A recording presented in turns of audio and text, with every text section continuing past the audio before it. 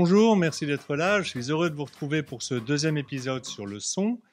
Je vous propose aujourd'hui de voir 3 exercices différents de ceux que nous avons déjà vus précédemment. Comme les précédents, ces exercices sont courts, simples, mais vous allez voir assez efficaces. Si avant un concert, vous collez votre oreille aux portes des loges, vous entendrez d'ailleurs pratiquement toujours l'un d'entre eux, et ce finalement quel que soit le type de musique que vous vous apprêtez à écouter. Alors, allons-y.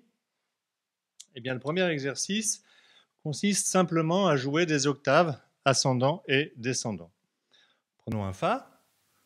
Je monte à l'octave. Et je reviens.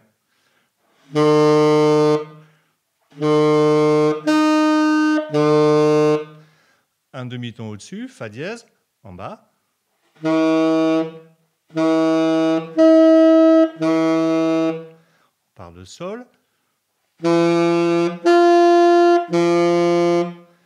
Voilà, maintenant le principe est assez simple. Maintenant, si on enchaîne les trois.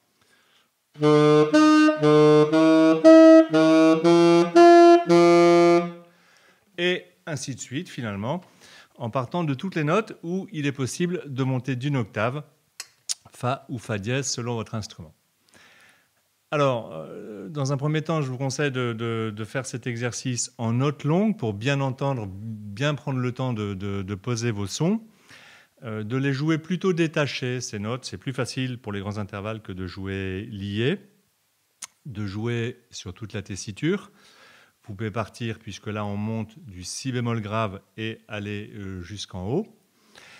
De jouer d'abord en montant, c'est un peu plus facile pour la colonne d'air, et puis ensuite, bien sûr, en descendant, ce qui, vous allez voir, sollicite plus directement cette colonne d'air.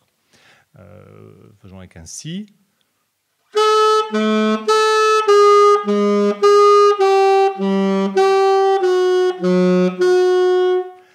Voilà, commencez par un intervalle descendant important, ça fait davantage travailler.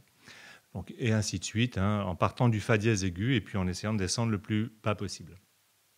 Par la suite, si vous voulez, vous pourrez bien sûr apporter des variantes en allant par exemple plus vite ou en modifiant les attaques. Alors, on prend le Si. Voilà, et ainsi de suite, en montant ou en descendant selon votre inspiration du moment.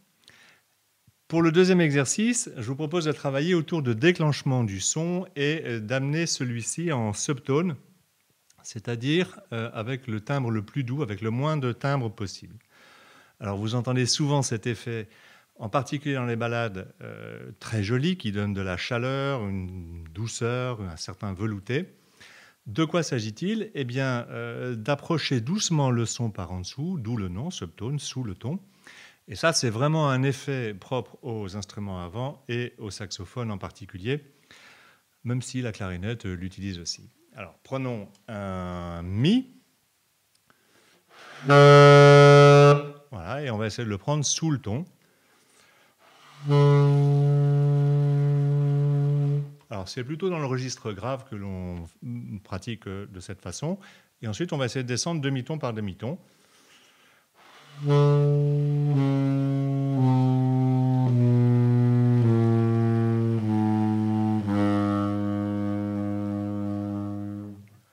Voilà. Alors, comme pour tous les effets, il ne faut pas en abuser, hein, mais celui-ci, en tout cas, vous allez voir, il aide vraiment à comprendre plusieurs points. D'abord, le relâchement de la pince et le fait de ne pas mordre l'anche. Si on serre trop l'anche, elle ne peut plus débattre et ça ne fonctionne pas. Alors, ça ne veut pas dire que la pince en bas est molle ou flottante. Bien sûr que l'enveloppe reste hermétique et tenue, mais c'est toujours mieux d'être attentif au fait que l'anche puisse bien finalement vibrer. C'est important aussi d'avoir la gorge ouverte. Essayez de penser à mettre cette boule ici, là, la faire sortir par devant en fait, hein, en poussant la gorge. N'oublions pas le rôle central du bassin, ça c'est la salle des machines ici, hein, c'est là que la colonne d'air s'appuie.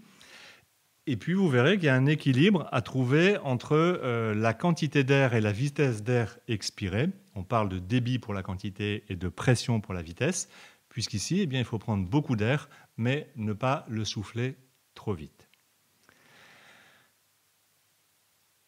Troisième et dernier exercice, nous allons jouer un autre intervalle que l'octave de tout à l'heure, mais en passant par tous les demi-tons intermédiaires. Cet intervalle, c'est la tierce majeure composée de 2 tons et c'est un intervalle très, très fréquent. Alors, pour vous en souvenir, vous pouvez penser à Owen the Saint ou à la pêche au moule en montant. Owen the Saint, à la pêche au moule, voilà, selon votre répertoire ou votre goût. Et à Summertime, par exemple, en descendant. Paba, Summertime, voilà, vous avez une tierce majeure descendante. Partons par exemple de Mi bémol. La tierce majeure ascendante est Sol. Mi bémol Fa, un ton Fa, Sol, 2 tons. Nous allons donc monter de Mi bémol à Sol chromatiquement, c'est-à-dire en jouant demi-ton par demi-ton. Alors Mi bémol Sol. Mi bémol, Mi, Fa, Fa dièse, Sol. On recommence et on revient. Et puis on va le faire 2 fois.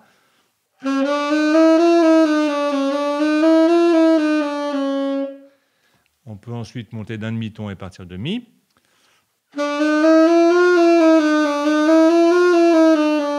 Donc de Mi à Sol dièse, puis Fa.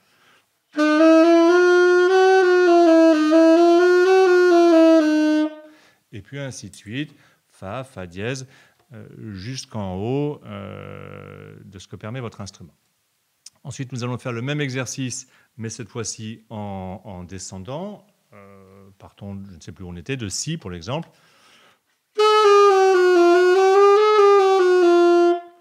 Ensuite, on va partir de Si bémol.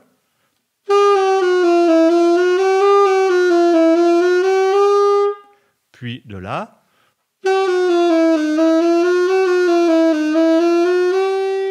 Et ainsi de suite, en descendant le plus bas possible, c'est-à-dire à Si bémol.